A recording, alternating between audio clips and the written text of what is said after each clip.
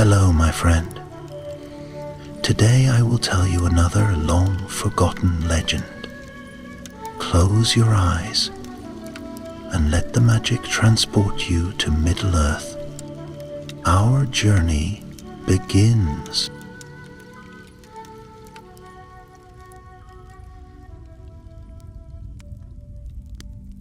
Long ago, in the long shadows after Morgoth's fall, when the sun still shone like gold upon the towers of Valinor, and the stars burned steady in the north, a hush fell over Middle-earth.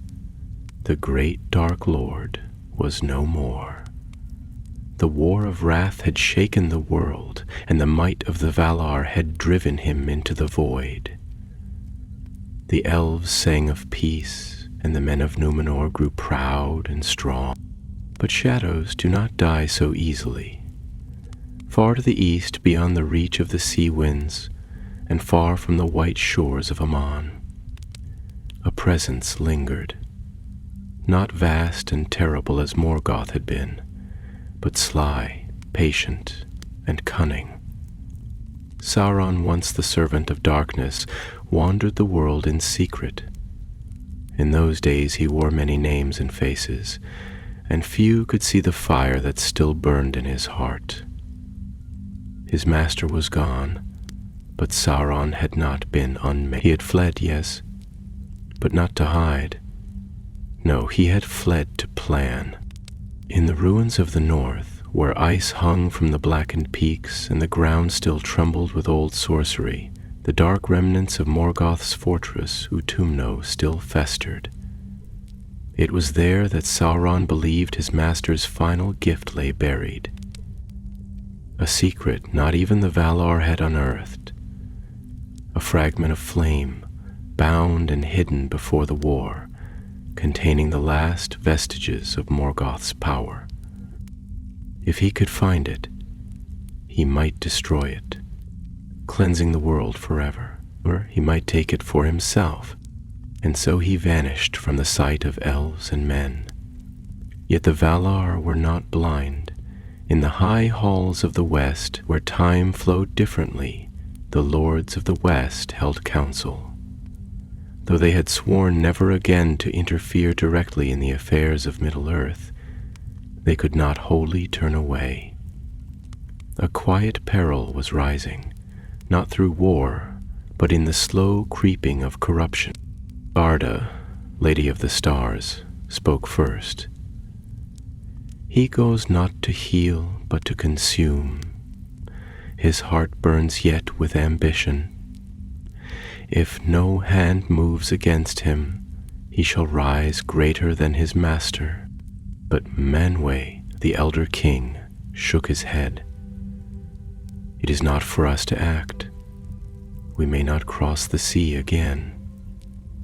But if a mortal hand can reach him, perhaps fate may bend another way. So they turned their eyes to Númenor, the island gifted to men for their valor in the Great War.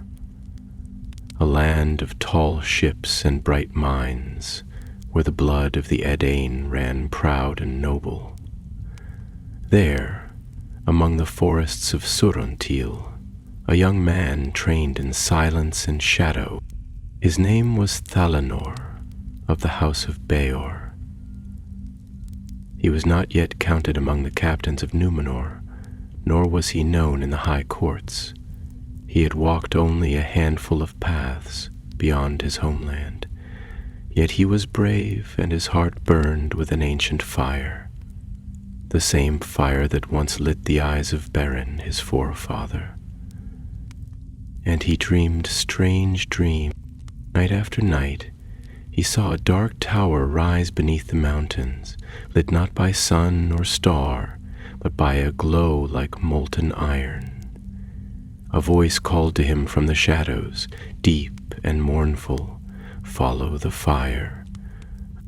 One morning, as the sea mist curled through the trees, Thalanor awoke to find an old man waiting at his doorstep.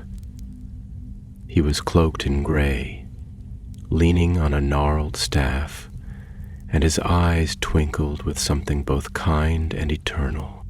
"I am Iwendil," the old man said, "though some call me Radagast. The stars have named you Valinor. Will you heed them?" Valinor, though startled, nodded. "I will." Thus began the first steps of a perilous road.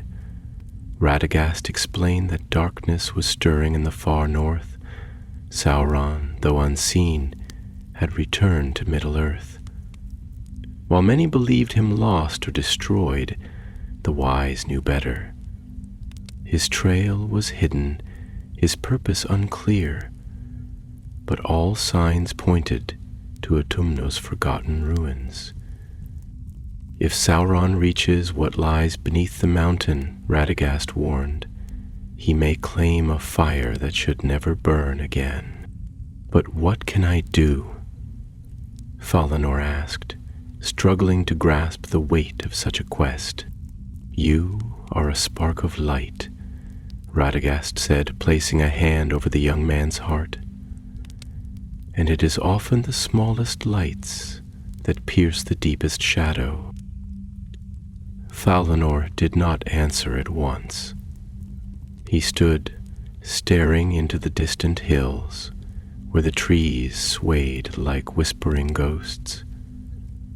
Then he turned back and said quietly, "Then I must go."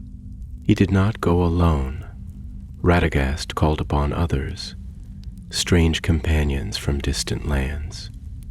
A dwarf named Durek, gruff but loyal, who had once delved too deep and seen what lurked beneath the earth. A Sindarin elf named Elenwen, light-footed and sharp-eyed, who had fought in the War of Wrath and bore silent grief. And Kaelin, a mortal woman from the eastern wilds, gifted in herbs and hidden paths, whose family had vanished in the wake of dark things moving in the night. Together they set forth from Númenor in secret, sailing swift and silent across the sea. Their ship was swift, and the winds favored them, as though the Valar themselves blew gently upon their sails. They made landfall in Lindon, where Gil-galad ruled wisely. But the High King, though noble, dared not send aid. "The peace we have is hard won," he said.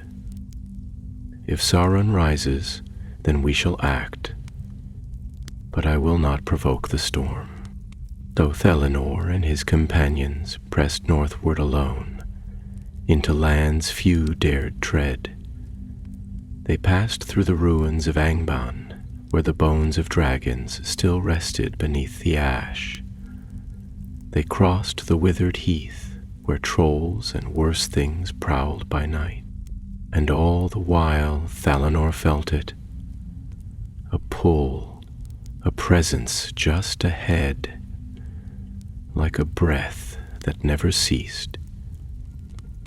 He did not know if it was leading him or luring him.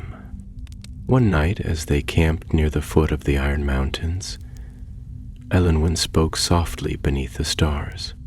"Tauron was not always as he is," she said. "Once he was Mairon the Admirable. He sought order, not ruin. But he followed the wrong master, and his heart was bent." "Can a heart so twisted be straightened again?" asked Thalinor. Elenwen looked away. "I do not know. But beware. Even a noble purpose can lead to ruin if pride walks beside it." The wind howled through the rocks, and far off, in the deepening dark, something answered. The journey had begun, and the shadows stirred. The land grew colder as they pressed northward, and the trees grew gnarled and strange, their limbs twisting like the fingers of ancient wights long dead and buried beneath the frozen soil. The wind carried a biting edge, not of winter alone, but of something older and crueler, a whisper from the elder days, when the world was young and the darkness still held dominion in the north. No birds sang in these parts, and even the wolves dared not howl beneath the withering stars. Valinor walked with a quiet purpose, eyes keen beneath his hood, though weariness had begun to settle upon his limbs. He spoke little, as did the others, for the silence of the land seemed to press upon them, and they dared not raise their voices above the sighing of the wind. Only Durek, stout and broad-shouldered, muttered now and then in Khuzdul, cursing the cold and the long miles, though even his voice was low, respectful of whatever shadows prowled the darkening wild. On the 6th day they came upon the remnants of a battlefield, half buried in snow and time. Broken weapons lay scattered like the bones of the fallen, and fragments of armor peeked through the frost like rusted relics from a forgotten war. A great stone stood in the center, weathered by age and scored by claw and fire. Elenwen knelt beside it, brushing away the snow with careful fingers, revealing the faded sigil of the House of Feanor. "This was no battle of the Second Age," she murmured, eyes distant.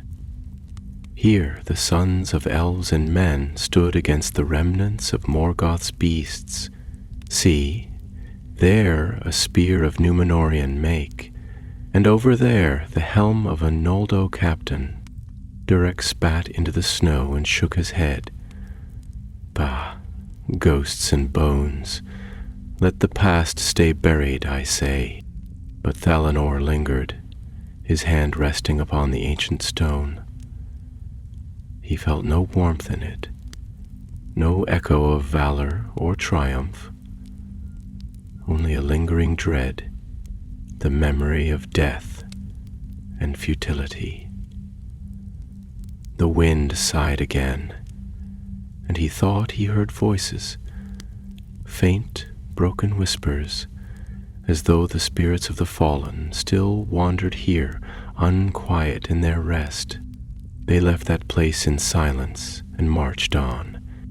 The mountains loomed ever nearer, jagged and sharp like the teeth of some long slumbering beast. Snow began to fall, light at first, but growing heavier with each passing hour, until the world was swallowed in white. Paths vanished beneath their feet, and the old maps Radagast had given them proved of little use. More than once they were forced to double back, skirting the edges of narrow chasms that yawned beneath the snow like waiting mouths. On the 12th night, they made camp in a sheltered hollow beneath an overhanging cliff. The fire they lit was small, carefully shielded from view. They ate little, for their provisions were low and game had been scarce for days. Even Kaelin, who knew the tongues of trees and the habits of wild beasts, had found nothing to hunt or gather. The land itself seemed to conspire against them.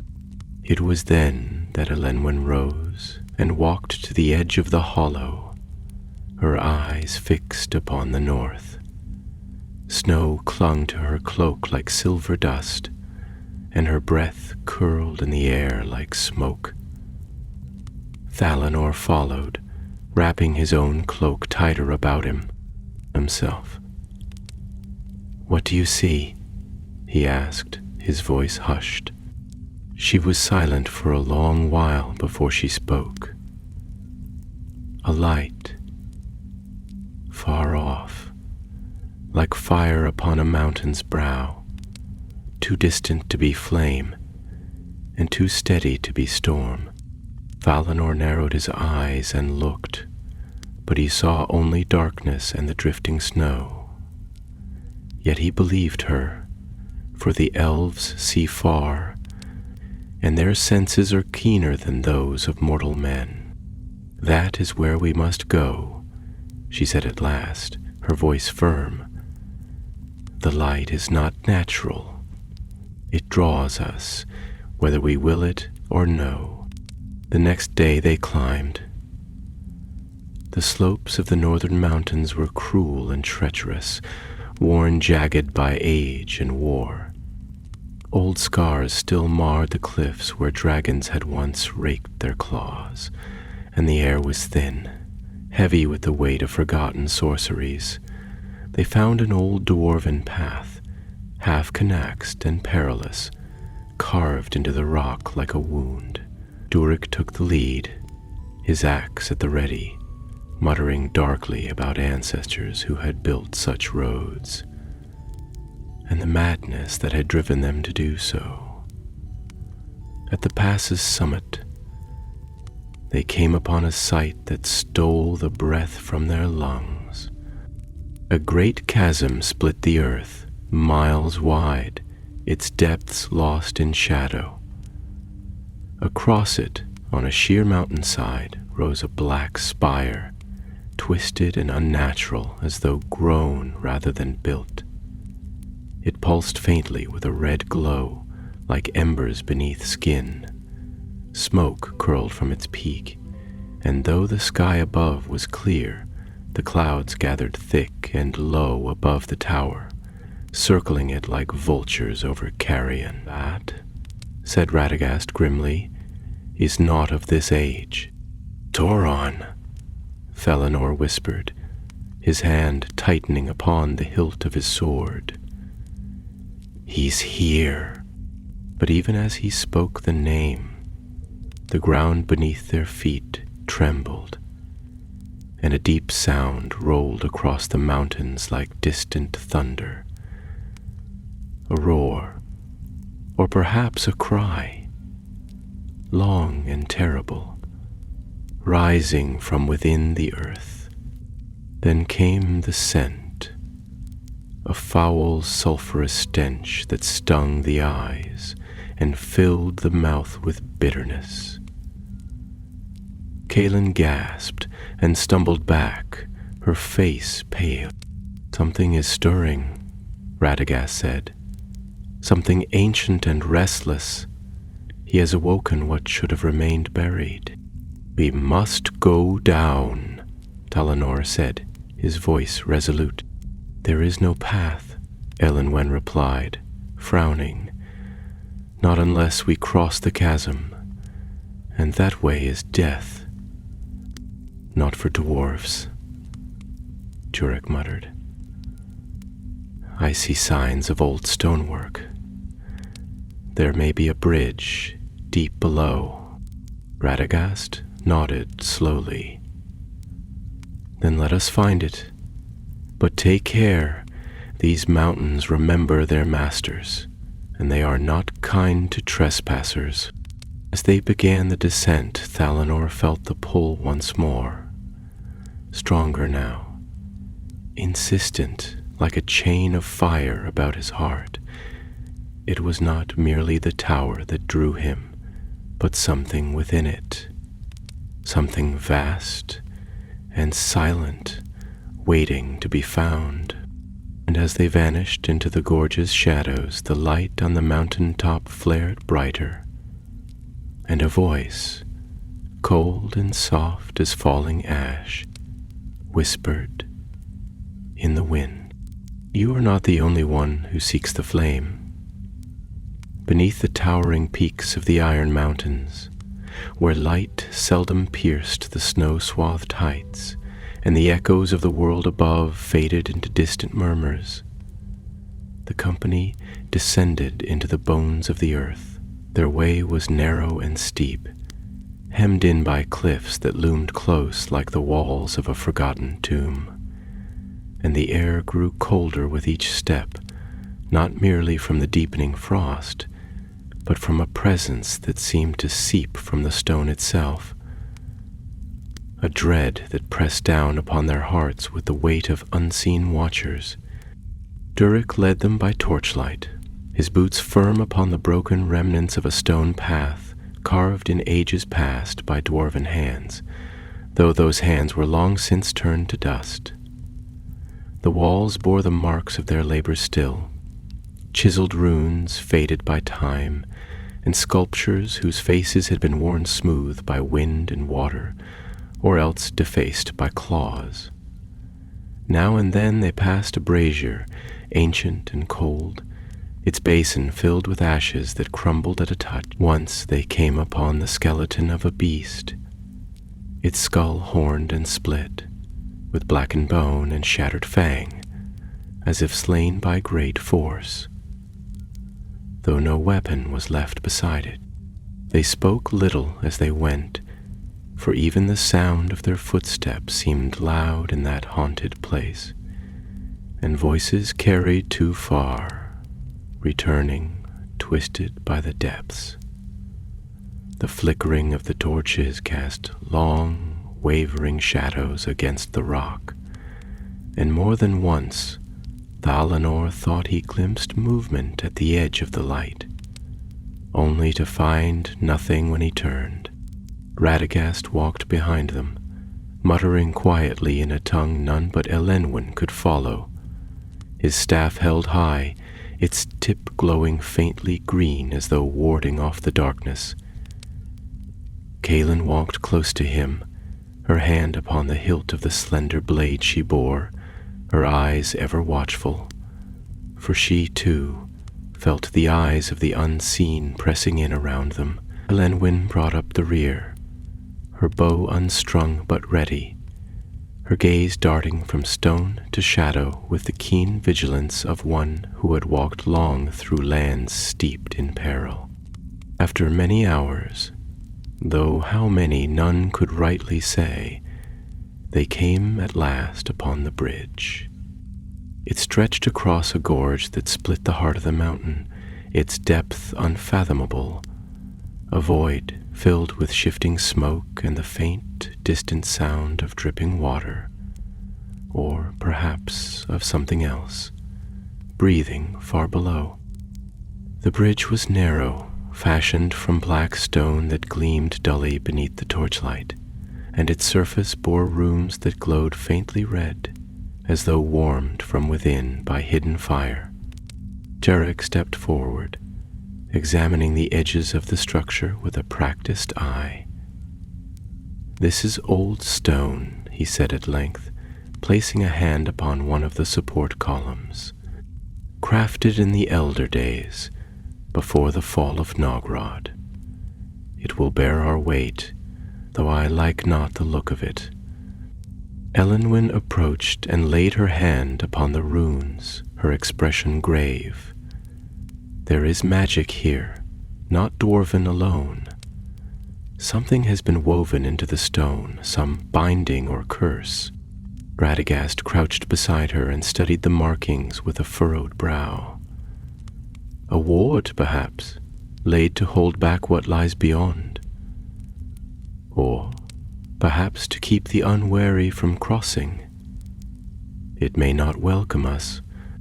Valinor stepped forward, gazing across the length of the bridge toward the far side, where the black spire of the tower rose like a spear against the stone.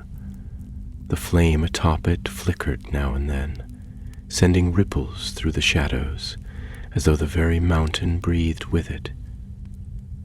A strange stillness had fallen, as if even the mountain itself held its breath. "We must cross," he said at last. "If we turn back now, Sauron will reach the flame, and the world will suffer for it. Whatever lies ahead, we must face it." None argued. One by one they stepped onto the bridge, their footsteps echoing across the abyss like the slow toll of bells. As they crossed, the air grew heavier, filled with a low hum that seemed to vibrate through the stone, a sound felt more than heard. The torches dimmed, though their flames did not shrink, and the light seemed to struggle against the darkness, which clung not only to the air but to their thoughts, conjuring memories of fear, of failure, of loss. Valinor saw again the face of his brother, slain in a skirmish upon Numenor's shore, the sea red with blood. Kaelin faltered, whispering the names of her kin, taken by creatures of the night that had never left a trace. Duric's brow furrowed, and his breathing grew harsh, though he said nothing. Only Elenwen seemed untouched, her face pale and stern, her gaze fixed forward, lips moving silently in the tongue of the Eldar. Radagast leaned heavily upon his staff, beads of sweat forming upon his brow despite the cold. Then, just as the shadows grew nearly too thick to see, they stepped from the far end of the bridge and passed through an archway carved into the side of the mountain. The weight lifted and the air cleared. Behind them, the bridge pulsed once more, then fell silent. They found themselves within a wide chamber, vast and echoing, lit by the glow of molten rivers that ran through cracks in the stone like veins of fire. The walls were smooth and black, bearing no sign of tool or chisel, as though shaped by some power beyond mortal craft. And at the far end of the chamber, half veiled in mist and smoke, rose the tower itself, its base rooted in the rock like the trunk of a tree, its spire lost in the shadowed ceiling above. Elenor stepped forward, but Radagast held out a hand. "Wait," the wizard said, his voice weary. "We are near the source. The flame he seeks lies within that tower, but he is already there. Can you not feel it?" Indeed, a presence filled the air, thick and stifling. It was not the open wrath of Morgoth, nor the consuming malice of the Balrogs, but something colder, more subtle.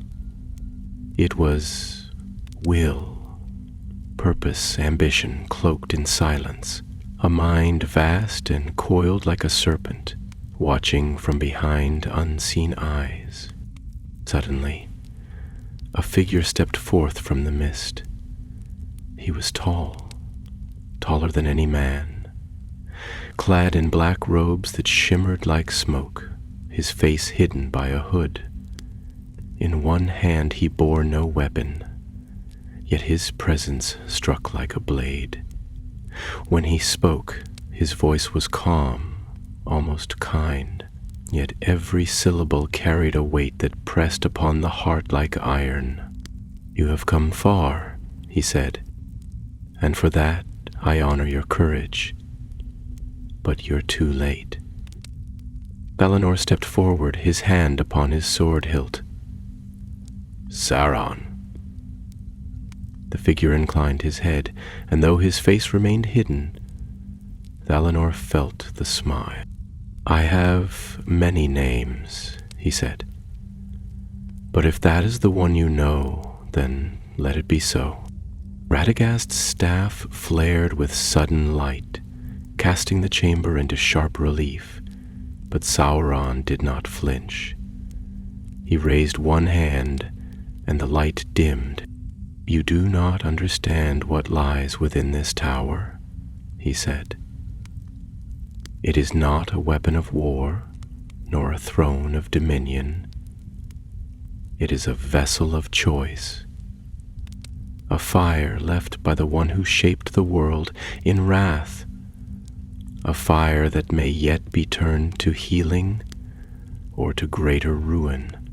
You would take it for yourself," Elenwen said, her voice hard, "to master it and become what your master was." Sauron was silent for a long moment, then turned toward the tower.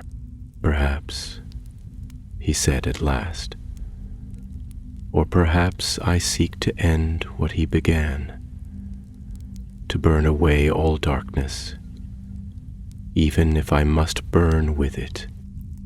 He stepped into the smoke and vanished, and the flame within the tower flared, brighter than before.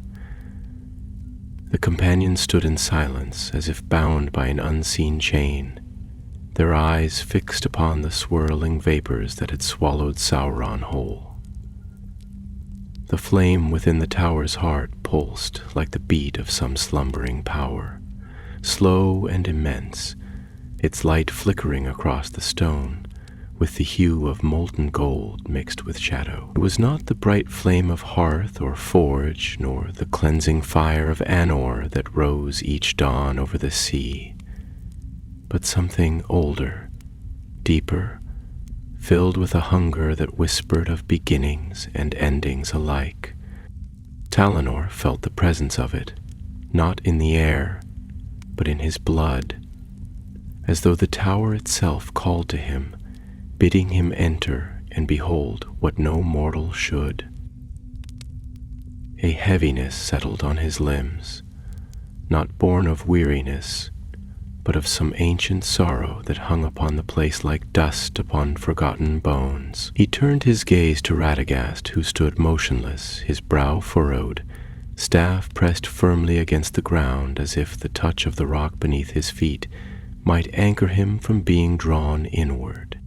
"This is no mere forge or altar," the old wizard murmured, his voice low and burdened.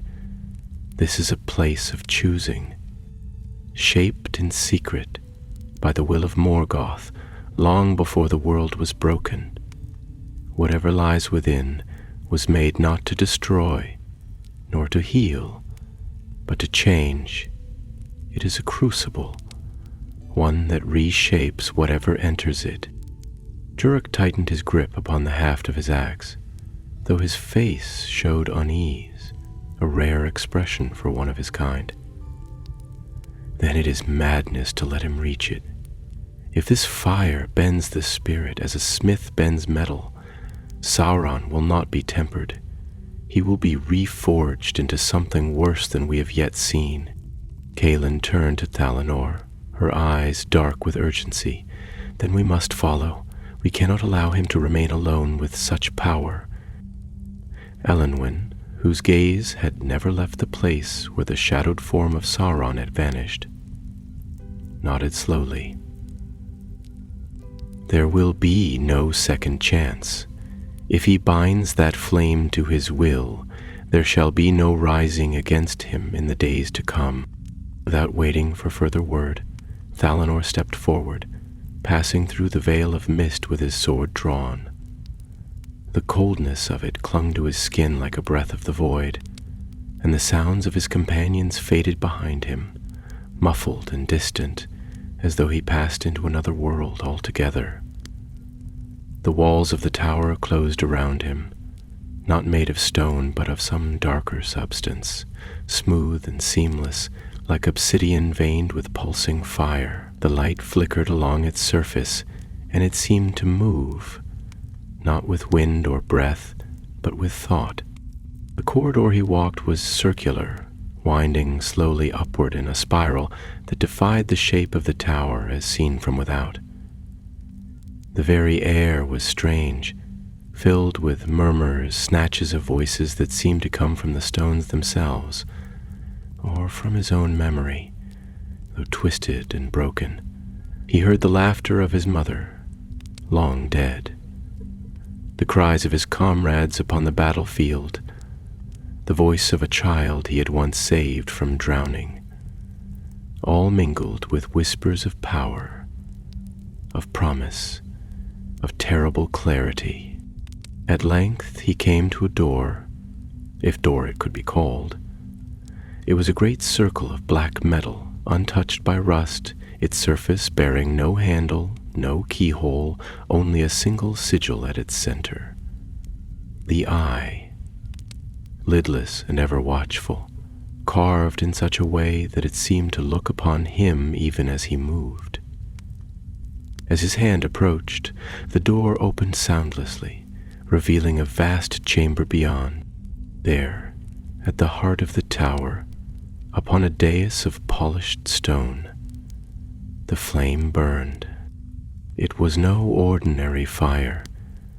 It had no smoke, no flicker, but burned with steady light, golden at its edges, yet with a core of deepest red, as if it reached beyond the visible and into the very essence of fire itself. It did not consume nor warm, but gave off an energy that stirred the soul, beckoning. Around it stood pillars of dark glass, each etched with runes in languages older than the tongues of elves, and at the base of each pillar, carvings of figures writhing in agony and ecstasy alike, their faces twisted in awe and horror. And before it stood Sauron. He had cast back his hood, and his form was revealed. Tall, noble of bearing, his features fair and unmarred, as they had been in the earliest days when he walked among the Maya of Aole. His hair was dark as shadow, his eyes pale gold, not with warmth, but with inner fire.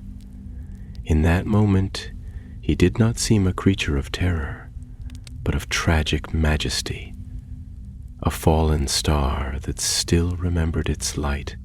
He turned to Thalanor, and there was no anger in his gaze, only something colder. Pity, perhaps, or sorrow for one who did not understand. "You see it, do you not?" he said, his voice like silk drawn over steel. "The flame is not evil, it is pure. It is we who shape it into ruin or redemption. Morgoth sought to twist it into dominion, to remake the world in his image. But I see another way." Thalanor raised his blade, though it trembled in his grasp. "No power born of his thought can be turned to good. You seek to bind it, and in so doing, you will be bound." Sauron took a step toward the flame, spreading his arms as though to embrace it. "What would you have me do, mortal? Leave it for another to find? Let some lesser tyrant stumble upon it in centuries to come? I have known the depth of darkness. I have walked through the fire already. I am the only one who can master it without being consumed." "There is no mastery in corruption," Thalanor said, his voice gaining strength. "Only servitude to the shadow you believe you hold." Sauron looked upon him, and his expression hardened. "Then you would strike me down? Here, before the fire? Do you think that will save your world?" "No," said Thalanor, "but it might save you." Then without warning he rushed forward, sword flashing in the light of the flame. Steel met sorcery as Sauron raised his hand, and a wall of force sprang up between them, casting Thalanor back against the black stone with a sound like a thunderclap. Pain lanced through his shoulder, but he rose again, staggering to his feet, blood upon his brow. Sauron did not press the attack. Instead, he turned back to the flame and raised both hands toward it, his voice rising in a chant that echoed through the chamber like the tolling of a great bell. The flame surged, rising in a pillar of gold and crimson, and the chamber trembled. Outside, in the tower's lower halls, Radagast faltered, gasping as he felt the tremor in the fabric of the world. Elenwen cried out, clutching her head as visions passed before her eyes. Visions of a world crowned in fire, of thrones built of ash, of Sauron crowned not with iron, but with light. Durek roared and charged the steps, with Kaelin close behind. But above, in the chamber of the flame, Thalanor rose once more, and the light grew blinding. The flame towered now, no longer confined to its basin, but rising like a pillar of living fire, coiling upward into the heights of the chamber, its edges laced with tongues of white and silver, its core dark as wine and thrumming with power. It did not roar like a wildfire, nor crackle like a forge, yet it sang, a long, low song without words, yet rich with meaning. It was the sound of shaping, of will imposed upon the formless, of creation birthed from ruin. It filled the very bones of the tower, vibrating through the stone and echoing in the marrow of those who stood near, drawing forth the hidden truths of their hearts. Valinor stood before it, his blade still in hand, though the strength in his arm was failing, and the light of the flame seemed to pass through the edges of the steel, as if the sword were no more than shadow. His breath came hard and shallow, for the air had grown heavy and strange, as though the tower itself had risen beyond the bounds of the world, and now stood upon the threshold of another plane.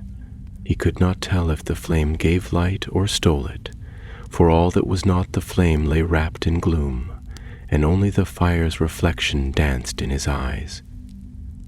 Sauron stood tall upon the dais, his arms outstretched, the folds of his black robe stirring though no wind moved in the chamber.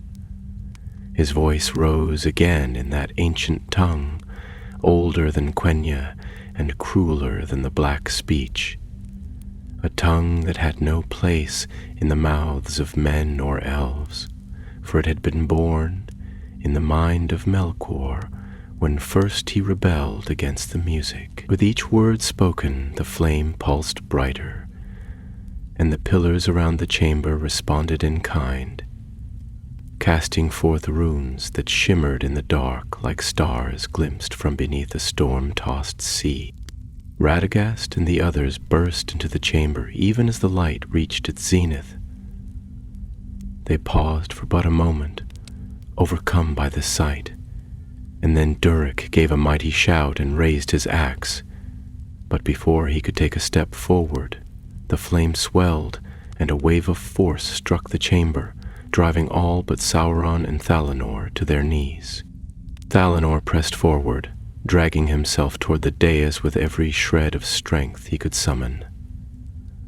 The voice of the flame filled his mind, and within it he heard not Sauron, nor the echo of Melkor, but something deeper, something without shape or form, yet filled with hunger. It whispered of power beyond reckoning, of light untainted by flesh or fear, of a world remade not through tyranny, but through purity of will. It offered him a place beside it, not in chains, but as its chosen hand. He saw visions flash before his eyes, Numenor unfallen, the white tree in full bloom, the lands of Middle-earth free of war and shadow.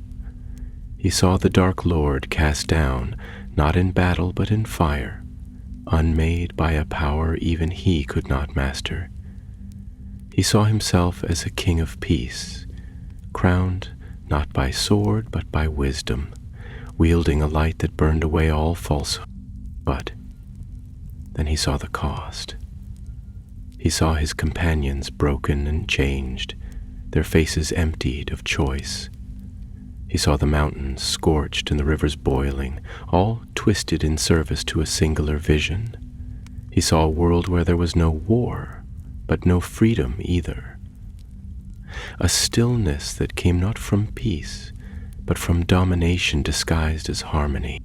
He tore his gaze from the flame and looked upon Sauron, whose voice faltered now, his expression caught between ecstasy and agony. The light consumed him, or perhaps he consumed it, and it was no longer clear where the one ended and the other began. His features shimmered as if not wholly bound to the flesh, and his eyes shone not with malice, but with a terrible clarity, as though he had seen all possible futures and chosen the one path where darkness might never rise again. At the price of all that made life worth living. Dalinar rose. He sheathed his sword, for he knew it would do no good here, not against this kind of power.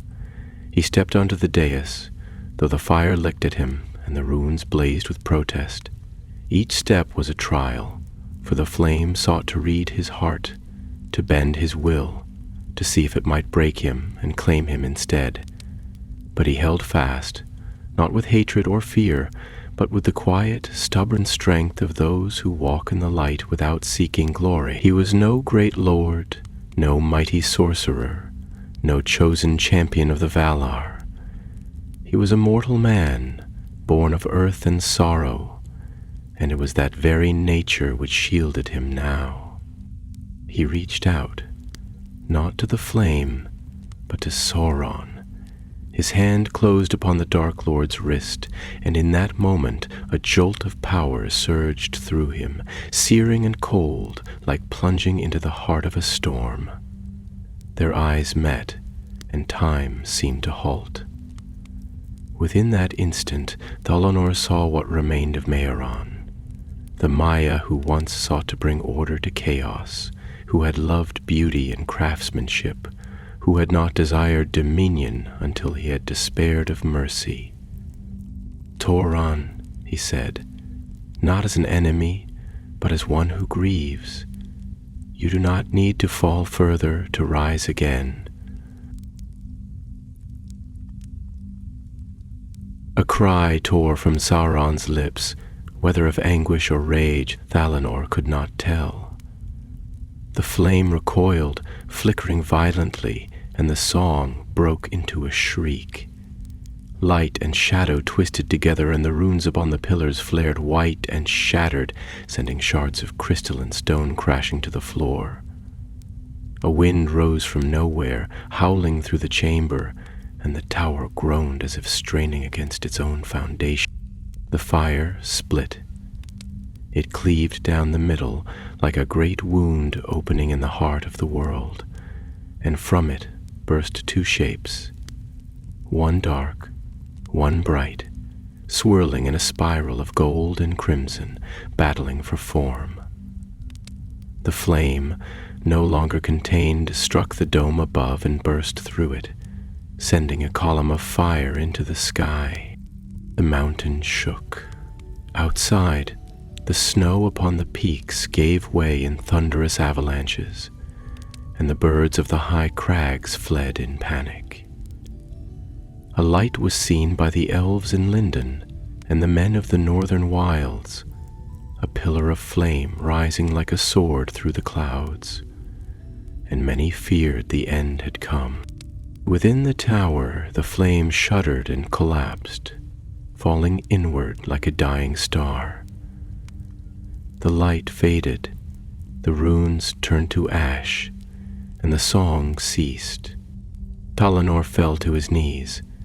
Before him, the figure of Sauron lay still. His form collapsed, the terrible brilliance of his presence dimmed to a flicker. His eyes opened, and for a brief moment there was something human in them. Grief, perhaps, or regret, or merely the emptiness left by a choice made too late. "I saw what might have been," he whispered, voice cracked and fading. "I tried to be more." Thalonor reached for him, but already the shadows were curling about his limbs, not in malice, but as if called home. His form blurred, then broke, and the flame took him, not to feed upon, but to bear away.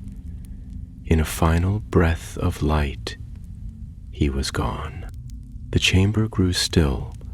Only the low wind of the mountain remained, sighing through the broken dome. Long moments passed in silence, and the hush that fell upon the chamber was not the silence of peace, but the hush that follows the falling of a storm, when the air lies heavy with the taste of ash, and all things hold still, as if fearful to stir too soon. Thalonor remained kneeling upon the stone, his hands still outstretched toward the space where Sauron had vanished, though the flame that had once bound the tower had now spent itself and gone out, leaving only the faint scent of smoke and the deep, lingering echo of power that no longer burned, yet could not wholly be forgotten. Around him the chamber was in ruin. The pillars, once proud and inscribed with the words of a tongue older than the sun, now lay shattered and broken, their fragments scattered across the black floor like the bones of a fallen temple. The walls, smooth and seamless as glass, were rent with cracks that pulsed faintly with a dying light, like the embers of a forge grown cold. Above, the dome had been sundered, and through the ragged breach the sky could be seen. Gray now, streaked with smoke, though the snow had ceased its fall, and the wind no longer howled. Dagast came first, stumbling into the chamber with the aid of his staff, his face pale and lined with strain. He paused upon the threshold, taking in the wreckage, and his eyes settled upon Thalanor, who still did not rise. The wizard's gaze was grave, for he knew that whatever had passed here had changed the fate of the world, though whether for good or ill, he could not yet say. Then came Calin and Durek, grim and weary, bearing bruises and bloodied arms, for the path upward had not been kind.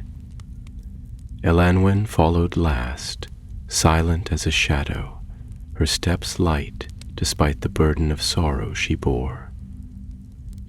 One by one they crossed the shattered floor, drawing close to their companion, who knelt alone before the place where the flame had stood. At length Radagast spoke, his voice hushed as though fearful to disturb the stillness. "What passed here?" he asked. The light reached even the roots of the mountains. The wind itself cried out. We feared the tower would not stand. Thalanor did not look up at once, but when he did, his eyes were distant, as though they gazed still upon something far beyond mortal sight. "It was not wholly lost," he said at last. "Not at the end." Radagast inclined his head, and though he asked no further question, the weight of his thoughts was plain to read. He had known the truth of Sauron's nature better than most, had felt the fire that yet burned behind the mask of power. That such a being might falter in the moment of greatest temptation was a thing both wondrous and terrible, for it spoke of the thin line upon which all hope was bound. Calin knelt beside Thalanor, her hand light upon his shoulder. "You stopped him," she said softly. "You stood before the flame, and it did not take you. That alone is no small feat." But Thalanor shook his head. "It was not mine to stop. He made the choice.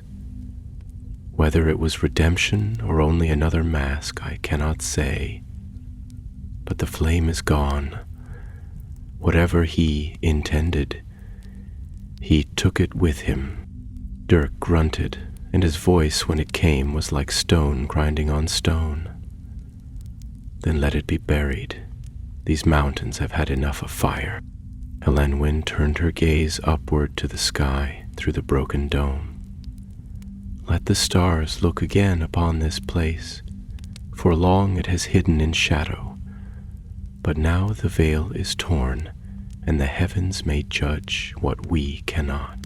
Radagast helped Thalanor to his feet, and together they turned away from the broken dais. No more words were spoken, for all hearts were heavy with thought, and the time for speech had not yet come. They made their way down through the ruined tower, moving slowly, as though the very stones grieved for what had passed. The great bridge they had crossed remained unbroken, though its runes had faded, and the pulsing light within the black stone had stilled. They crossed it in silence, and when they reached the far side, they looked back but once, to see the tower standing solemn and empty, its fires gone, its voice silent. The path through the mountain pass had changed, for the tremors had shifted the rock and new chasms had opened where once the way had been clear. But Caelan found the trail, and Ellen Wynne led them swift and sure, guiding them by starlight and instinct alone, until at last they emerged once more upon the lower slopes, where the snow still lay thick and the trees bowed beneath the weight of the season. There they made camp, and for the first time in many days they lit a fire, not for defense or warmth alone, but for comfort, and the light of it seemed to reach beyond the circle of stone, into the night itself, as if declaring to the world that the dark flame was spent. That night, Thalanor dreamed. He stood upon the shores of a nameless sea, the sky above him filled with stars, and the water calm as glass. A figure walked beside him, not clad in shadow, but in a robe of gray, his face veiled, yet familiar. The figure did not speak, but raised a hand and pointed toward the horizon, where a single flame burned upon the edge of the world, small and steady. When Thalanor turned to ask its meaning, the figure was gone. He awoke to the scent of pine and the sound of wind in the branches. The sun had risen, pale and cold, yet bright, and the land seemed cleaner, as though the very air had been washed by rain. The others stirred one by one, and there was little talk that morning, for each of them carried memories that would not yet settle into words.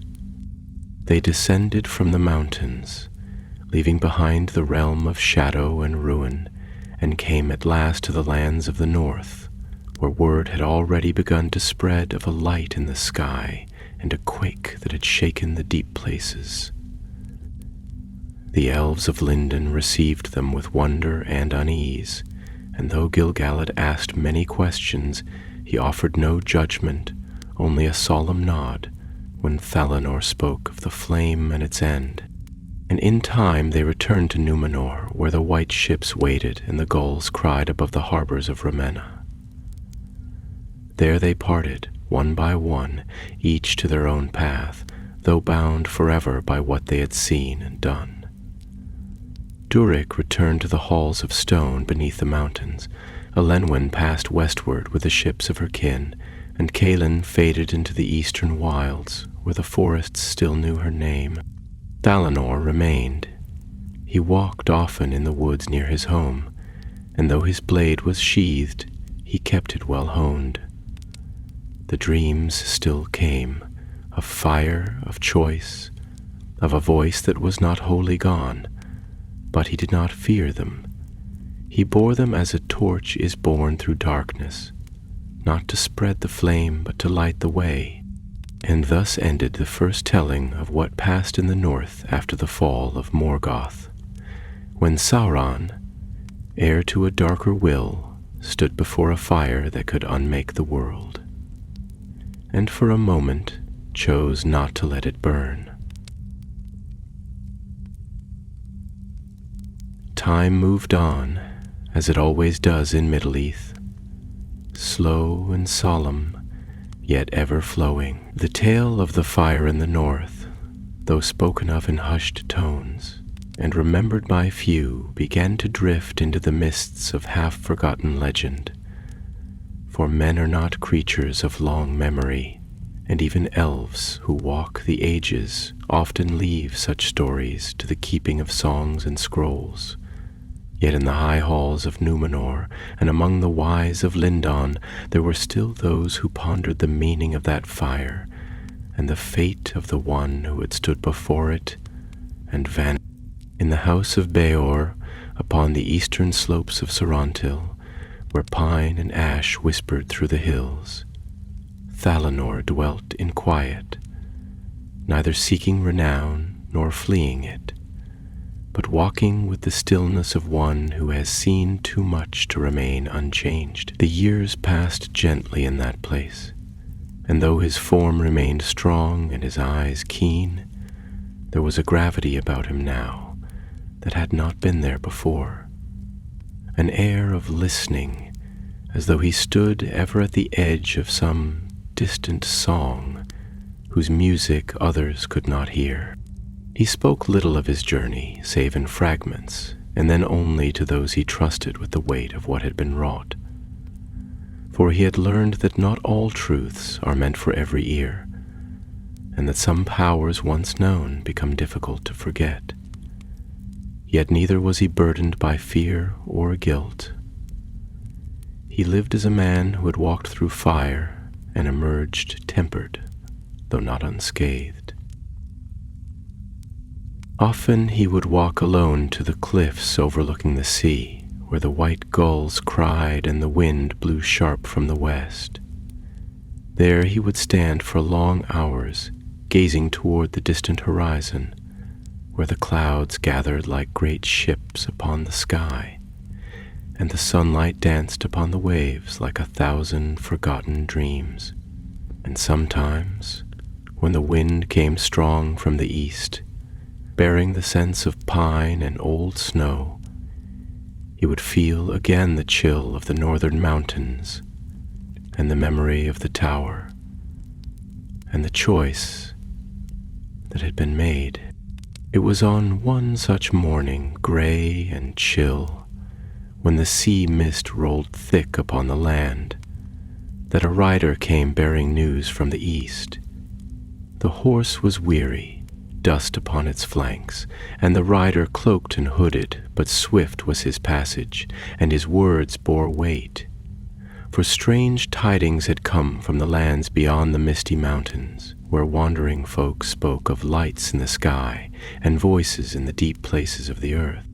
Valinor received the rider with courtesy, though his heart stirred with unease.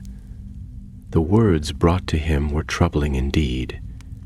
Shepherds in Rovanion had seen fire upon the peaks of the withered heath, and strange beasts were said to prowl the night, creatures clad in shadow, whose eyes burned like coals. In Khazad-dûm the dwarves spoke of rumblings in the stone, and in Lothlorien the leaves of the malleorn trees had begun to fall too soon, touched by a whispering frost that came not with season, but with omen. And most strange of all was this. In the ruins of Carn-dûm, long abandoned since the fall of Angmar, a pillar of black stone had risen where none had stood before, and at its base a mark had been carved. An eye, lidless and cold. These signs stirred memories that had not yet faded in Thalinor's mind, and though he gave no answer to the rider beyond words of thanks, he knew that the tale which had seemed ended had only passed into a new chapter. The flame in the north had been quenched, but its echo yet lingered, and the world, though quiet, was not wholly healed. That night he walked again to the edge of the cliffs, where the sea met the sky and the stars looked down with distant fire. The wind carried the scent of rain, and the clouds hung low, veiling the face of Eorendil, though his light still glimmered faintly behind them. Valinor stood long in thought, and the memories returned, not only of Sauron and the tower and the choice made in fire, but of the weight of will and the peril of power, and the truth that not all darkness can be destroyed by force alone.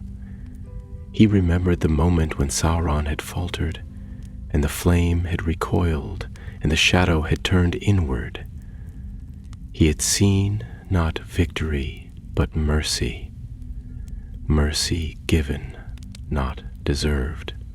And it was that act, more than blade or strength, which had broken the fire. Now, it seemed, that mercy must bear fruit or consequence. In the days that followed, he made quiet preparations. He sent word to Lindon and to Khazad-dûm, to the woods of Lothlorien, and even to the wandering tribes of the east, seeking tidings and signs.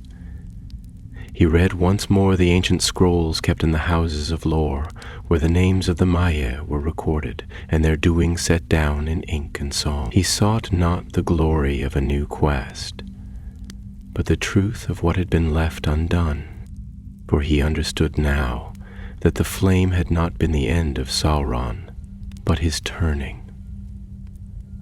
Whether that turning had led to a final fall or to a path unlooked for, Valinor could not yet say. But the world bore the signs of stirring, and shadows long buried had begun again to reach their hands toward the waking lands. One evening, as the sun dipped low behind the hills, casting the forest in gold and crimson, a figure approached his dwelling. Tall, slender, robed in gray, with hair like moonlight and eyes that bore the memory of many ages. Elenwen had returned from the west. They sat long by the fire, speaking not as warriors but as old friends, and though few words were exchanged, much passed between them. She had seen the same signs, whispers among the sylvan folk, tremors in the roots of the mountains, the dreams of the wise turning dark once more. And she had brought with her a token, wrapped in cloth and bound with silver thread. When Valinor unwrapped it, he found a shard of crystal, black as night, within which a single point of light still flickered. Faint but steady. It was found near Amon Ereb, she said, her voice low, buried beneath the roots of a tree that had grown twisted and pale. It called to the one who touched it. We could not destroy it, but we thought you should have it. Valinor turned the shard in his hands, and as the light danced within it, he knew what it was. A fragment of the flame. Not all had been taken, not all had been lost. And though the tower had fallen and the fire had been broken, the will that shaped it still lingered in the world, waiting for a hand to claim it, for a heart to shape it, for a future yet unmade. He rose, and the firelight shone upon his face, and though the weight of the years sat upon him, he stood tall, with the bearing of one who has not yet laid down his sword. The darkness had stirred. The light must answer. The seasons turned, and with them came omens borne on the wind, and written in the quiet language of earth and sky. In the forests of greenwood, once called great and still untamed, the beasts grew restless, and hunters returned with tales of shadows moving where none should be, and of whispers carried by the boughs, low voices like breath upon bark, speaking not in any tongue known to men or elves, but in a cadence that stirred unease in the soul. The oldest trees bent their limbs as though in mourning, and the birds took to wing at dusk with cries sharper than song, as if fleeing from a silence not their own. In the halls of Lindon, Gil-galad sat long in thought, his brow furrowed as he read the signs, for the stars that once foretold peace now danced in uneasy patterns, and the songs of the Noldor turned from joy to warning. And in the deeps of Khazad-dûm, Durin's folk sealed halls once open, for the earth beneath had begun to groan again, and the runes carved into the eldest stones grew faint and cold. Thus it was that Valinor, knowing the hour was drawing near, summoned to him the few who might still stand with him. he sent a message to Radagast, borne by a great hawk that had once served the wizard in the eastern wilds. And he sent word through Elenwen to the hidden circles of the wandering elves, who yet remembered the days before the sun. From the east, a reply came, delivered by a rider of strange countenance and silent step, a woman named Sereth, clothed in the garb of desert kin, with eyes that burned like coals beneath a veil of dusk. She spoke little, but her presence carried weight, as if some hidden purpose bound her path to his. When all were gathered beneath the branches of Sarontil, they came not as a host, but as a company, the same as before, though marked by time and changed in their fashion. Durik had taken upon himself the mantle of elder among his folk, and though his beard was silvered and his brow furrowed with years, he bore his axe still, and his eyes were as keen as they had been in the firelit halls of the mountain. Kaelin returned from the eastern wilds, her cloak stained by travel, and her hands marked by bowstring and healing herb alike. Elenwen came robed in twilight gray, her long years unnumbered, though sorrow now rested in the lines of her fair face. And Radagast came last, borne not by beast nor cart, but on foot, leaning upon his staff as though he had walked from the edge of the world itself. His robes were more worn than before, and his hair wild as the highland wind, but there was a light in his eyes that spoke of the westward wind, and of voices older than any tongue spoken under stars. They met in the glade above the falls, where the river that ran through Sarontil leapt from stone and plunged into mist. There, beneath the whispering pines, and under the gaze of the stars, Valinor set forth what he had learned. The flame was not wholly consumed, he said, his voice low yet clear, like water drawn from a deep well. A shard remains, a sliver of that ancient fire that once sang to Sauron and tried the hearts of those who came near it. I do not believe it seeks to return as it was, for fire does not remember form, but it calls out still, and in that call I hear not only the echo of what once was, but the shaping of what may yet be. Radagast took the shard, wrapped in cloth of silver thread, and held it near to the flame of the camp. It did not burn, nor did it warm, but the firelight bent about it as though in reverence, and the wind hushed, and all sound in the glade grew still. I feared as much, the wizard murmured. It is no longer bound by the will of one, yet it has not forgotten its nature. Fire cannot love nor hate, but it remembers. This shard bears not the darkness of Melkor, nor the purpose of Sauron, but it yet bears the power to shape. Durik frowned and folded his arms. Then we must unmake it. Grind it beneath stone, cast it into the deeps, seal it beyond reach. Kaelin shook her head. Would that it were so simple, but such things do not perish as iron does. They pass into the earth or into the hands of those who think they may wield it wisely, and so the wheel turns again. Elenwen lifted her gaze to the stars, her voice like wind in the leaves. And we have seen what comes of such thinking. For even among the wise, pride walks closely with purpose. Sereth spoke then, her voice low and steady. In the east, there are those who watch the sky not for beauty, but for signs. They speak of a fire rising in the north again, not yet, but soon. The shape of it is unclear, but they say it will come in the guise of light, and it will offer peace with one hand and silence with the other.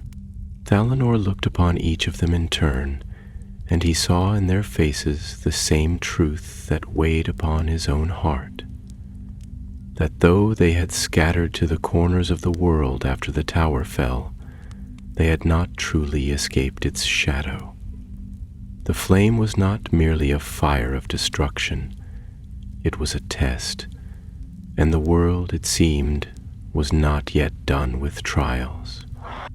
"We must go once more into the north," he said, "not to seek battle, nor to destroy, but to understand. If the flame has taken new root, we must see it with our own eyes before others come seeking it. If it calls to hearts again, it must be guarded, and if a new hand rises to claim it, we must be ready." There were no cries of agreement, no bold declarations, for each of them had known what it meant to walk through shadow. But one by one, they nodded, and their eyes burned not with fear, but with the old, quiet resolve that binds companions not by blood or banner, but by purpose shared. Radagast cast his gaze toward the northern stars, where the crown of the heavens circled slow above the world. "The way will be hard," he said.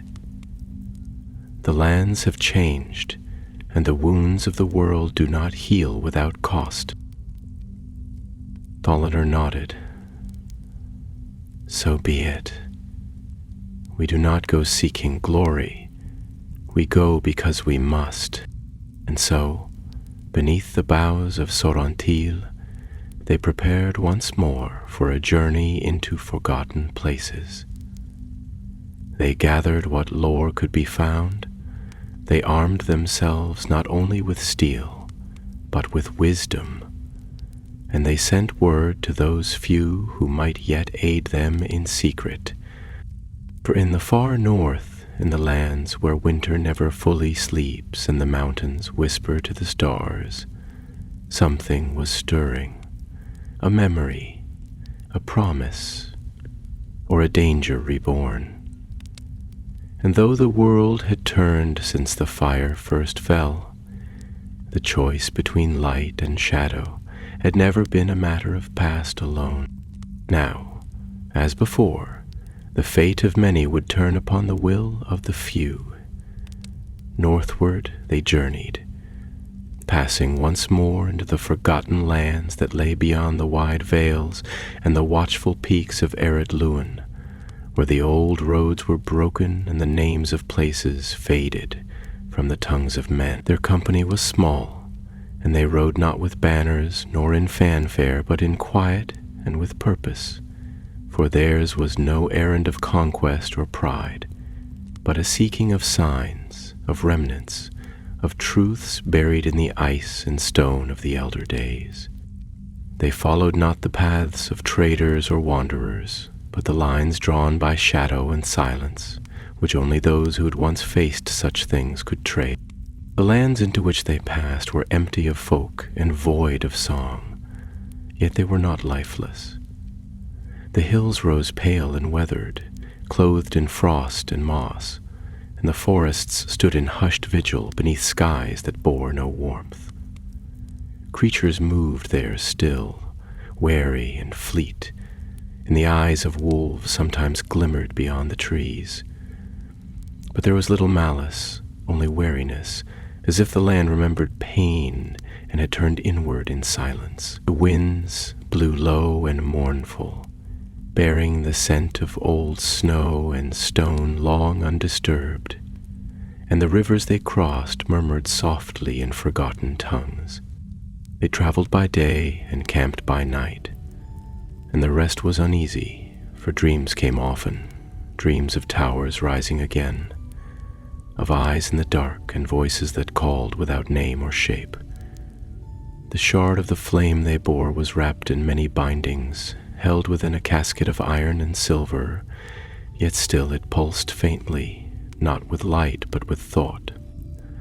And though no words passed from it, its presence was ever felt, like the deep beat of a forge fire waiting for the bellows. On the 15th day of their journey, they came to the ruins of a watchtower, half buried in the slope of a long hill that overlooked the old marches of Angmar. There they made camp, for the land had grown more fell with each league, and the very stones seemed to lean away from the sun. The tower had once belonged to the Dunedain, raised in the later days of the North Kingdom, when Arnor had dwindled and the shadow of the Witch King had risen in the east. Its stones were blackened by age and fire, and its walls broken by frost and time. But the banner that had once flown there still lay folded within the ruin, wrapped in oilskin and sealed with wax. An emblem of a forgotten lord who had stood his post until the darkness claimed him. Valinor held the banner a while in silence, his hand resting lightly upon the faded sigil of the white tree encircled by 7 stars. He did not speak of what it meant to him, but he placed it with care upon the stones and left it there, as one lays down a token at a tomb. That night the moon rose veiled, and no stars shone, for the clouds had thickened and the air hung heavy with an unnatural stillness. Radagast walked the perimeter of their camp, murmuring to the wind and earth in the old speech, his staff marking runes upon the ground that glowed faintly blue, a ward against unseen things. Elenwen stood upon the tower's height, her bow unstrung but ready, and her gaze fixed to the east, where the hills fell away into darkened valleys. She saw no movement, yet the hair upon her neck stood as though something watched from beyond sight. Doric sat by the fire, sharpening his axe with a stone taken from Khazad-dûm, muttering of deep halls and the treachery of things left buried. Kaelin tended to the beasts, her hands gentle and her voice low, for she too felt the weight of something drawing near. Sereth said little, but her eyes did not rest, and her blade was never far from her hand. In the quiet hours before dawn, Valinor took the shard and sat apart from the fire, gazing upon it with the steady calm of one who had borne its presence before. He did not unwrap it, nor did he seek to speak to it, for he knew it was not a thing to be bargained with, nor a relic to be studied. It was not merely a remnant of power, it was a reflection, a mirror that cast back the will of those who beheld it. In it he had once seen glory. Now he sought only truth. Radagast joined him before the light had touched the sky, his staff leaning against his shoulder, and his eyes clouded with thought. "It is awake," the wizard said, more as a certainty than a warning. "Not in flame, not yet, but it calls out and something answers." Valinor did not look away from the shard. "From where?" Radagast drew in a slow breath. "Far to the east, beyond the peaks of Carn-dûm, where once the citadel of Angmar stood. There is movement. The old stones are stirring. Something has risen, not in the shape of the Witch King, nor in the guise of the Dark One who came after, but in the shadow left by both. It does not yet wear a name, but it reaches as fire reaches for air." Valinor's voice was quiet. "Is it Sauron?" "No," Radagast said, shaking his head. "The one who bore that name is gone from this world. Whether by choice or by the will of higher powers, I do not know.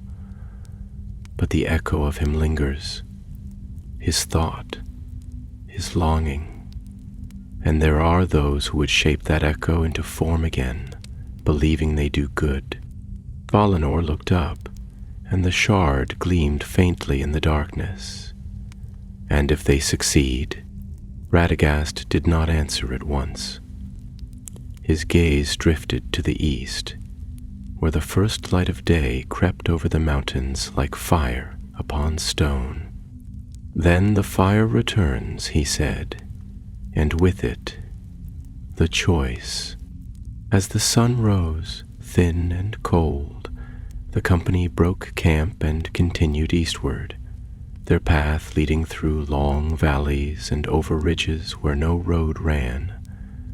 The land was not yet blighted, but it had grown strange, and the birds flew in silence, and the trees leaned away from the wind. They came at last to the foot of the mountains of Angmar, where snow lay in drifts, and the rocks bore the claw marks of ancient wars.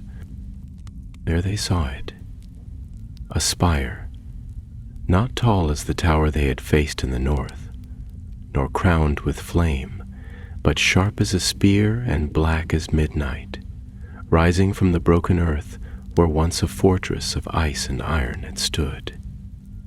Around it the stones were scorched, as if by heat long spent, and the air shimmered faintly, though no sun warmed it.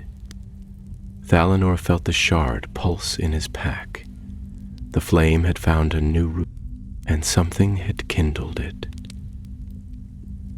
They stood long upon the ridge, gazing down into the desolate hollow where the spire had risen from the sundered earth like a blade unsheathed, black and solemn, untouched by wind or time. Round it the land bore no mark of life, no grass nor heather, nor even the creeping moss that clings to ruined stone, but only frost-burned ground, hard and cracked, and strange veining upon the rocks, as if fire had once flowed through them and left its trace long after the heat had faded.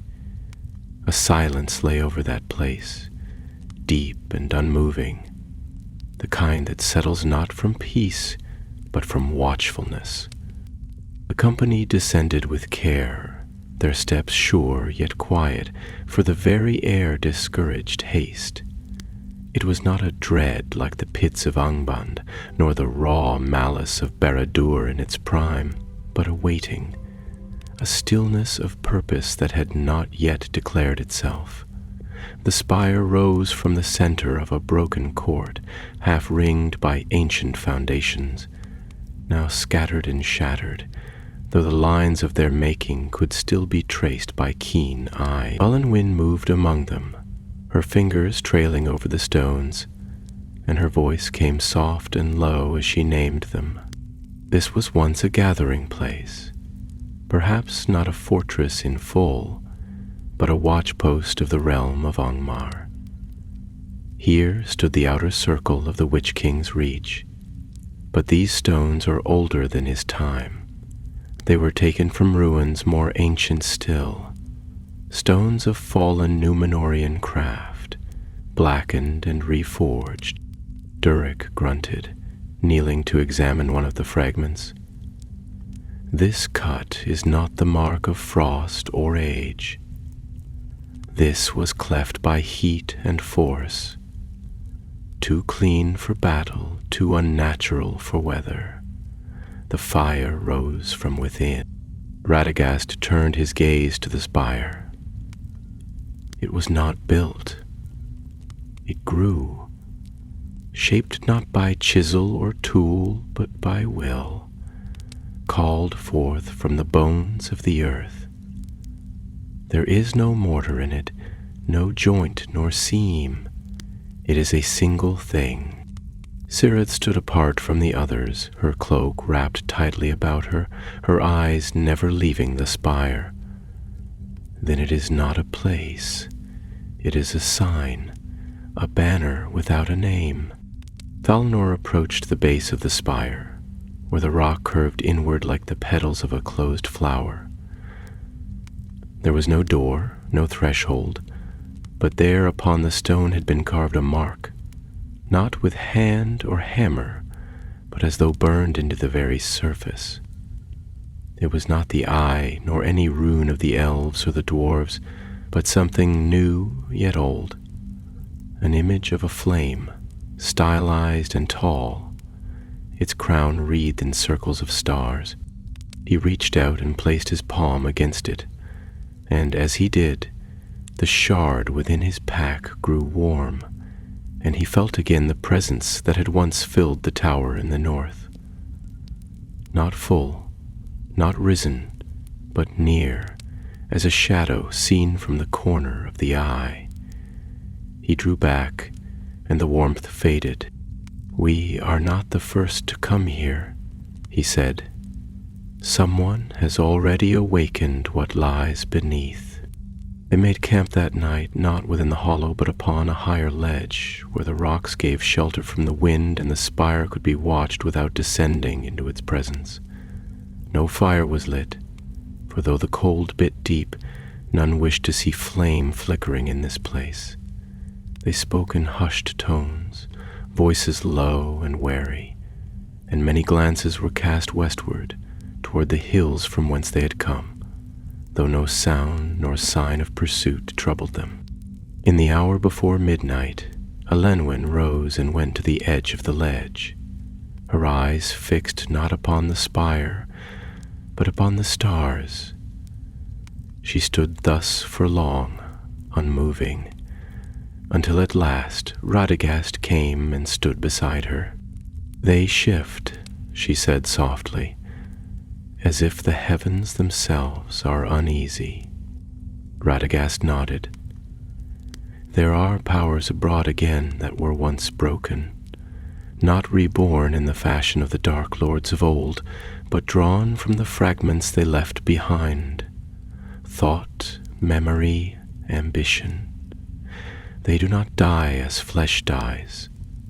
They take root where hearts remain hungry."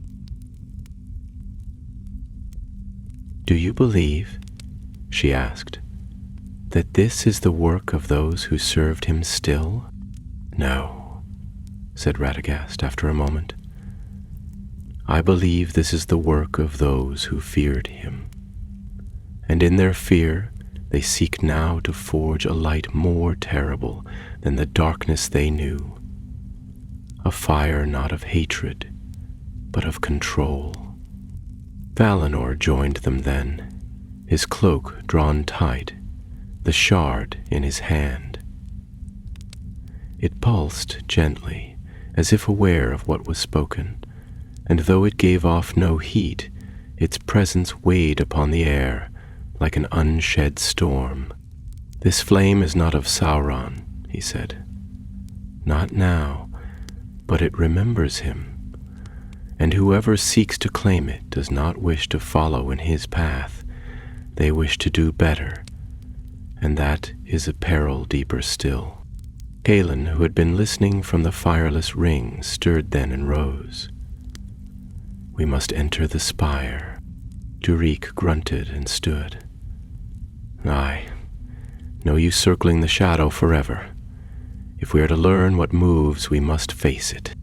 Zareth nodded once, "before another comes to master it." So it was that at dawn they descended once more into the hollow.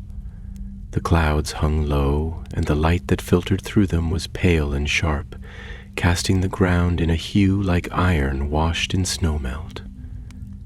They stood once more before the spire, and Thalanor stepped forward, the shard in his hands, unwrapped and bare. As he raised it, the carved symbol upon the base of the spire flared with sudden light, and with a sound like ice cracking upon a frozen lake, a seam appeared in the stone. The walls parted, not swiftly but with solemn motion, and a passage was revealed, dark and narrow, descending into the heart of the earth. No words were spoken. One by one they entered. Within there was no torchlight. The walls glowed faintly with a dim inner radiance, not warm but cool, like starlight captured in stone. The air was heavy with dust, yet there was no scent of decay. The silence pressed close, and their footsteps echoed only faintly, as if the place absorbed sound. They passed through chambers that bore no adornment, no carvings, no symbols of worship or kingship, but only the mark of purpose. The stone was shaped with precision, the angles too fine for natural craft, yet not born of dwarven hand. There was something impersonal in its form, as though it had been made not for dwelling, but for containing. At last they came upon a hall at the spire's base, a great vault, circular and high-ceilinged, its walls lined with tall mirrors that did not reflect as glass, but shimmered with shifting images, fire, sea, wind, and shadow. And at the center stood a pedestal, upon which rested a vessel, a bowl of black metal, within which burned a single silent flame. It was not large, it did not roar or flicker, but it burned steady, and its light did not move with the air, nor cast shadow. Radagast stepped forward, his voice hushed. It has begun anew, and Thalanor, standing beside the flame, looked upon it not with wonder nor fear, but with a sorrow that ran deep and still as mountain roots. The flame, once broken, had taken form again, and its choice had not yet been made. Long did the company stand in the vault of the flame as that still fire burned without smoke or heat, its glow pressing into the hollows of the chamber with an eerie serenity that seemed at once inviting and implacable. None dared approach the pedestal further than Thalanor had, for the presence of the fire, though without wrath, was not passive. It was aware. It did not cry aloud, nor leap to greet them as it had once done in the Tower of the North, but it observed. And in that gaze, each felt the measure of their hearts taken. The silence endured, heavy and unbroken, until at last Radagast stepped forward with a reverence befitting one who had stood in the presence of the Valar. He did not speak, but bowed low before the flame, his staff resting against the stone. When he rose, he turned to the others, his face grave beneath his tangled beard, and there was weariness in his voice, but not despair. "This is no mere echo," he said. "It is not a remnant, nor a fragment adrift. The fire that was once bound to Sauron's ambition, that which remained after the tower fell, has not only endured, it has found a new form, untethered and yet drawn by purpose. It waits to be shaped." Helenwyn's eyes narrowed, and her voice, when it came, was as a clear wind through autumn boughs. "By whose hand? And to what end?" Radagast did not answer at once, but turned again to Thalanor, who still held the shard, now grown cold and still in his grasp, as though its task had been fulfilled. He placed it upon the pedestal's edge, beside the flame, and as he did so, the light trembled, then steadied, and in its depths a ripple passed, like a stone cast into a silent pool. Thalanor's voice came low, yet it rang in the chamber with a strength that belied its softness. This fire was born in defiance and shaped by pride. It was Morgoth's gift to Sauron, and Sauron sought to wield it to purge all darkness, not for the sake of mercy, but for control. He believed only a will unflinching could banish evil. But that path led him into the very shadow he sought to destroy. He looked to his companions, and in his eyes there was no fire, but a calm, resolute light. "If we destroy it now, we may delay its return, but we cannot unmake the need that brought it into being. So long as the hearts of the wise grow fearful and the strong crave peace through order, another will rise to kindle it again, not because they are evil, but because they forget that fire does not only burn, it consumes. Durik growled, stepping forward with his axe in hand. Then let us end it. Cast the bowl to the ground and break it. Seal this place and let the earth forget what lies here. Talon laid a hand upon his arm, her voice gentle but firm. And if it cannot be broken? If another comes with craft and cunning greater than ours? Shall we pass this burden onward again, hoping each time that the hand that finds it is steady? Sereth, who had spoken little since they entered the vault, knelt beside the pedestal.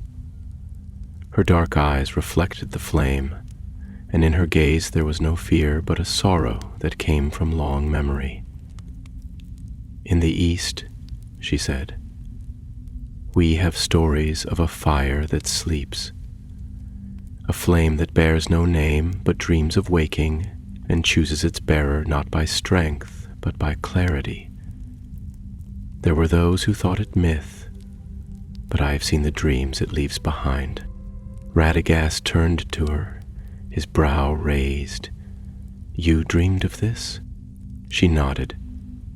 Not the shape, nor the place, but the flame, and a voice without speech that asked only, what will you leave behind? Valinor turned to the flame again, and the light within it shifted. In that moment he saw not himself, but the reflection of a world shaped by different hands, a Numenor unfallen, a Middle-earth united, not by dominion but by quiet understanding. A vision both beautiful and terrible, for in it there was no choice, no striving, no error, only stillness, harmony bought by the surrender of will. He stepped back. This cannot be claimed, he said. Not as it is. To take it is to declare that one's vision is beyond question, and to destroy it is to deny the lessons it teaches. But there may be a third path. Radagast looked upon him with eyes that had seen the changing of ages. Speak it. We leave it here, said Valinor, but not unguarded. We seal the spire, and we bind the flame, not with enchantments, but with truth. We tell its tale, not as a weapon to be sought, but as a warning.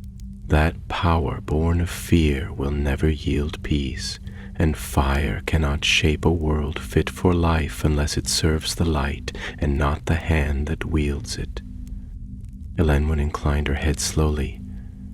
And who shall keep this truth? Valinor turned to her. We shall. And those who come after us, not as lords nor as masters, but as witnesses, as stewards. For a moment, none spoke. Then Durik sheathed his axe, grumbling as he turned aside. A fine end, then, if no one listens. Radagast smiled faintly. But someone will. That is always the hope. They worked quickly thereafter, guided by Radagast's counsel and Elenwen's craft. The entrance to the spire was closed once more, not by destruction, but by wards bound in word and stone, old as the hills and strong as the songs of the Ainur. The bowl was placed upon a new pedestal, lower and unseen from the main vault, and there they left the shard as well, the last remnant of the broken fire, sealed not with fear, but with understanding. When their work was done, they stood once more before the hollow, now quiet and still, and the spire no longer loomed with presence. It was only a shape upon the land, its light hidden, its purpose laid bare. The sun broke through the clouds then, and its rays fell upon the ledge where they stood, and for the first time in many days, the light was warm. Valinor turned from the spire without regret, and they departed in silence. They journeyed westward beneath the fading year as the leaves turned and the frost returned to the grass, and the stars wheeled above them with the cold fire of deep autumn. No pursuit followed, and no further sign arose from the hollow where the spire lay, sealed and silent. Yet the land itself bore the stillness of long-held breath, as though it too waited for some reckoning that had not yet come, or for a story that was not yet fully told. Their path wound through valleys untouched by war, where the waters still ran clean and the trees stood tall, golden with the seasons turning. In those quiet places, the memories of what had passed seemed less like wounds and more like songs carried on the wind. Sorrowful, perhaps, yet not bitter. The company did not speak much of the vault, nor of the flame they had left behind. Each bore their thoughts inwardly, not in secrecy, but as one carries a burden too complex to shape with words. At times they would pause, resting by the edge of forgotten lakes or the broken stones of ancient cairns. And the fire they lit was simple and clean, made not with enchantment, but with hands that remembered the craft of wood and flint. Around those flames they spoke of other things, of the old tales, of lands they had walked, of kin and songs, and the days of peace when they were young. And though grief sat quietly among them, it was not unwelcome, for it came not with despair, but with the remembrance of why they had chosen this road. When at last they came to the forests of Lindon, where the holly trees grow in silence and the rivers speak softly beneath the stars, they were met by riders in grey, messengers of Gil-galad, sent forth to learn what had come of the signs seen in the north. Valinor spoke with them long and in private, and when they departed, it was with grave faces and bowed heads, bearing word back to the High King not only of what had been found, but of what had been forgiven. They rested there for a time, in the care of the elves, and the hurts of their bodies were tended, though the deeper wounds, the kind not marked by blade or fire, were slower to mend. Elenwen departed first, riding east toward Lothlorien, for a shadow had come upon the woods, faint yet familiar, and her heart called her there. Kaelin left soon after, returning to her wandering in the wilds of Rhovanion, saying only that the world was not yet safe, and that her eyes would remain watchful. Cirith vanished with the dawn of the third day, as quietly as she had come, and none knew whither she went, though it was said in later days that the fires in the east burned more faintly after her passing. Durek returned to Khazad-dûm, and in time became known among his people not only as a craftsman, but as a keeper of memory, one who carved not only stone, but truth. And Radagast turned southward, saying that there were roots in the world that needed healing, and creatures that stirred with fear, and that he had lingered too long already among the strong. He left with a smile and a wink, but Thalinor saw the weariness beneath it, and the fire that still glimmered in his eyes. A fire not of the ancient flame, but of the quiet light that tends what others forget. Falinor, when all others had departed, returned at last to Númenor, crossing the sea in silence beneath sails of white. The gulls crying overhead, and the spray of the waves cool upon his brow. The island received him with little fanfare, for many years had passed since he had last stood upon its shores, and the world had turned while he walked in distant lands. Yet in the hills of Sorontir and the woods of Emry his name was still remembered, and the tales of what he had done, though spoken only in part, lingered in the songs of the people.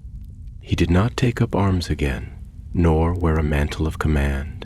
He lived in quiet, tending the land and the old texts.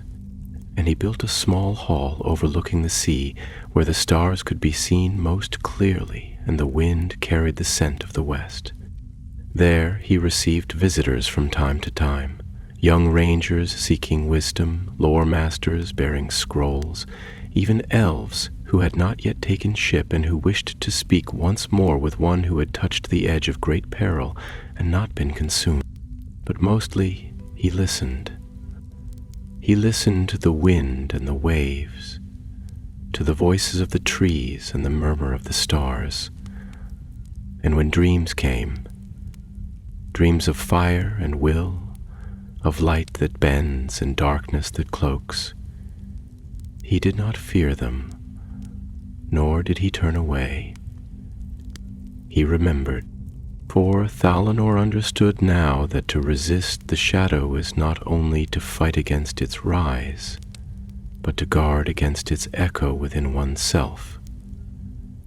He had faced the flame and not taken it, not because he was strong, but because he had learned to let go. And in that act, he had sown a seed that might in time bear fruit. Many years later, when his hair was silver and the halls of Numenor had grown prouder and more restless, a child came to him, bright-eyed and full of questions, eager to know of dragons and towers and the flame that once burned in the north. Thalonor smiled and took the child upon his knee and told him not of battles or kings, but of a light that must be born, not wielded, of a fire that asks, not demands, and of a choice that must be made again and again, not only in war, but in every heart. And so the tale passed into legend. The flame remained where it had been left, quiet beneath the stone, not sleeping, but waiting, as all fire waits. But the world changed, and the days turned, and though darkness would rise again in other forms, the memory of that fire and of the one who had turned from it endured. For in the end, it was not might nor magic that unmade the shadow. It was a man who chose mercy